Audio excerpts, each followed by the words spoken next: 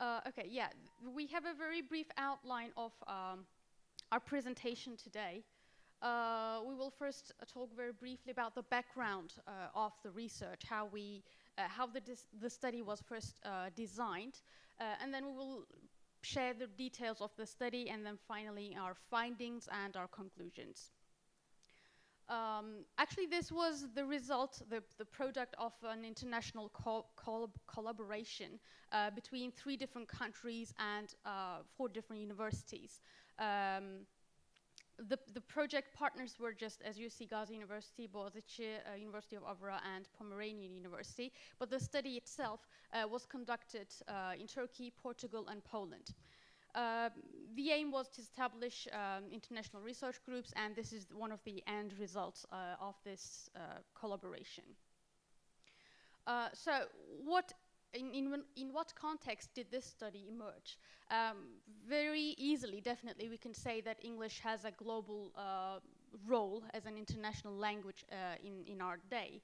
And consequently, it is becoming even more important to reflect this role of English in classroom practices, especially in English language learning contexts. So it is crucial to develop a critical sense of the complexities inherent in the teaching of such a global language as English. So when it comes to reflect this kind of an awareness of the role of English as an international language, there emerged some important issues regarding the classroom implications, such as mutual intelligibility and the appropriate use of language, the presence of cross-cultural and cross-linguistic elements regarding the use of local background, cultures, and languages, as well as the international language, and the existence of different language varieties and local cultures in the classroom. So, of course, when implementing this kind of a multiple background and culture, it might be quite difficult to predict exact situations in which these could interact. So the solution could be to develop a widespread understanding of culture.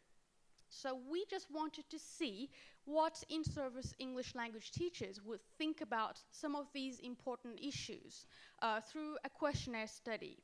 So, the questionnaire itself was implemented between January and March last year in 2018. It was delivered to in-service English language teachers in Poland, Turkey, and Portugal, a total of 159 English language teachers. And the topics of the items that they responded to were around cultural awareness, language awareness, instructional awareness, native and non-native speaker interactions, as well as non-native speaker interactions. The teachers responded to these items in the form of Likert scales, ranging between strongly agree and strongly disagree.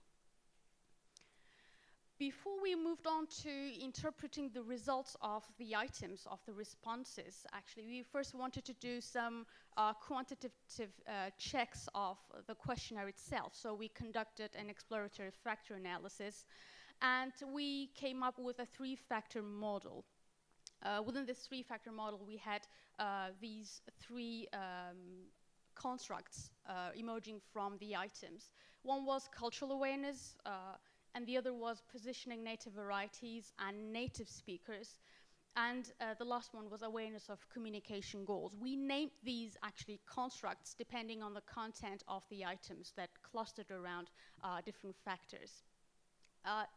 The overall variance that was explained by this 3-factor model was around 43%, which is at quite a moderately acceptable range.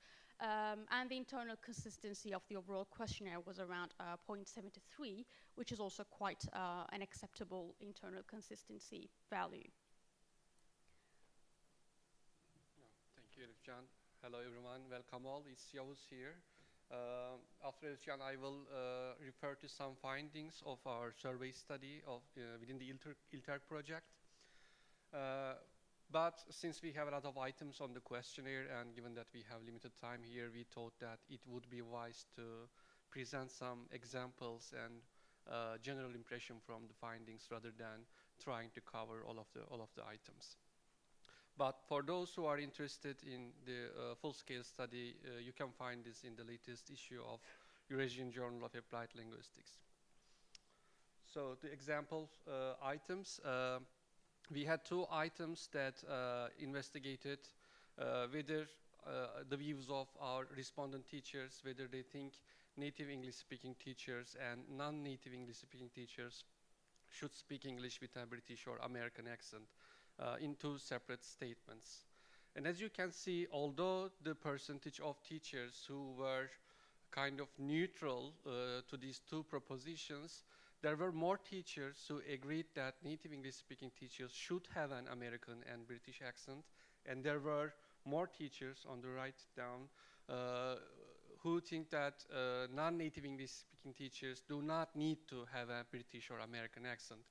Well, traditionally, as you know, British and American accents are regarded as high, prestigious accents. And the models used in ELT classrooms are usually American and British models. But here what we see is a little bit different, right? There is a diversity of ideas here. Although there are certain tendencies, there is also strong opposition, right? So this might be showing us that things might be changing regarding the views regarding the position of native speakers and native varieties of English. Another example says that native English-speaking teachers' job is to teach students how to communicate in English. But in that case, not surprisingly, there is a obvious tendency to agree with that proposition. A solid 84% of the respondents agreed with that statement.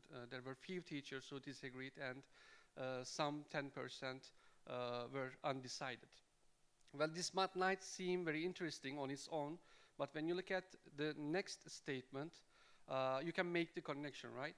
Non-native English-speaking teachers must rely on native speaker models to communicate successfully in English. Well, in that case, you see that most of the teachers tend to agree with that statement. Although there is a strong opposition, it is not as strong as those who agreed that native variety should be the model, native speakers should be the model for non-native English-speaking teachers. But also notice that there are still considerable number of teachers who were undecided about this issue. Well, the next example is about culture. It investigated whether it is essential for our respondents to teach the students similarities and differences between the native English-speaking countries and their own country. In that case, most of the teachers agreed to that statement, majority of them agreed to that statement, showing that yes, the differences between the local culture and the native cultures should be made explicit, should be emphasized in the classroom. Again, regarding the culture, we had a strong statement that said students do not need to know about the cultures of native speakers of English to communicate successfully in English. Well, in that case, most of the teachers disagreed with that, which implies that they said, no, students need to know about the cultures of native speakers of English to communicate successfully. So they kind of attached this great deal of importance to the cultures of native speakers in language teaching. Well, final example we have here, again, is related to culture. It investigated whether general subjects, neutral subjects such as technology, science, geography, should be the focus of language teaching rather than cultural elements. It kind of investigated the place of culture in language teaching. And again, not surprisingly, most of the teachers did not agree with that statement and said that culture should be an element in language teaching practices. But here again, I want to draw your attention to the number of teachers who had no idea, who did not opt for any option, who were undecided about this topic. So to summarize what we have, first of all, teachers from these three different contexts, Turkey, Portugal, and Poland, seem to, they think that native English language teachers play a key role in getting students to communicate successfully in English. And they think that non-native English teachers should follow a native speaker model for successful communication, right? But on the other hand, they think that non-native English speaking teachers do not need to sound like American, do not need to sound like British. Regarding culture, we saw that the teachers see cultural elements in language teaching as something important, as something central, as opposed to, or in addition to, neutral subjects. But they also think that native speaker cultures play a key role in language teaching to make students competent in English, right? And they also think that the differences between local culture and the target culture, native speaker culture, is something important. It should be highlighted. It should be emphasized in the classroom. Well, what kind of implications and conclusions we can draw from these findings? Well, first of all, I think that the first thing to accept is that an understanding of English as an international language or English as a lingua franca is making its place in ELT. This is kind of evident because, as we saw, on one hand, teachers seem to still value native speaker varieties and native speaker models on one hand, but on the other, they also think that non-native English teachers do not need to sound like, do not need to imitate native speaker teachers. And on one hand, again, they value the cultures of native speakers, but on the other hand, they do not totally ignore the importance of local culture. And this was, I think, also evident when we look at the numbers of teachers who were undecided about the topic, who did not have a kind of certain idea. This kind of shows that they need orientation. So depending on that, we think that teachers should be actively involved in discussions about ELF. They need to develop, they need support to develop an awareness of English as a lingua franca, to be able to bring ELF-aware practices into their classrooms, or to be able to prepare materials with an ELF mindset. And acknowledging the diversity of language use and users is a big aspect of this. The use and users, the diversity of use and users as it is in the real world. Also, the teachers can also bring examples of successful communication interactions between non-native speakers or people from different cultural backgrounds. This will also foster the sensitivity and respect to different cultures and different L1 backgrounds in the classroom.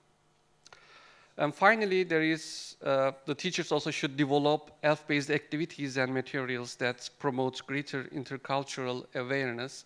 This is something important because I think that ELT materials most of the time fail to respond to this need. In a very recent study we conducted ourselves, we analyzed some textbooks from Turkey and Portugal that were widely used and published by local publishers and international publishers. And it turned out that those books really failed to respond to this diversity of language and diversity of cultures. They kind of did not represent the real face of the language.